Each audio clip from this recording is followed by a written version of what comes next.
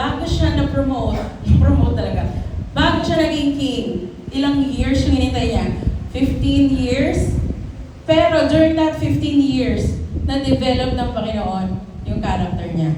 So wag mong iisipin na while you wait on the Lord, wag mong iisipin na kinalimutan ka ng Panginoon. You are not forgotten. Sa mga, you are not forgotten. Sabihin mo sa katabi mo. Kasi alam niyo po, ang waiting season talaga is, mahirap. Parang lang yan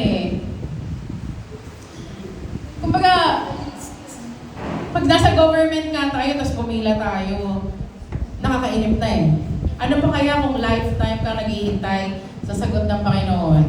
Paano kung nagpe-pray ka sa Panginoon ng healing? Pero bakit gano'n? Yung parang hindi nangyayari. Minsan nasa isip mo, bakit yung kapitbahay ko na-heal na ako, nandito pa rin, hindi pa rin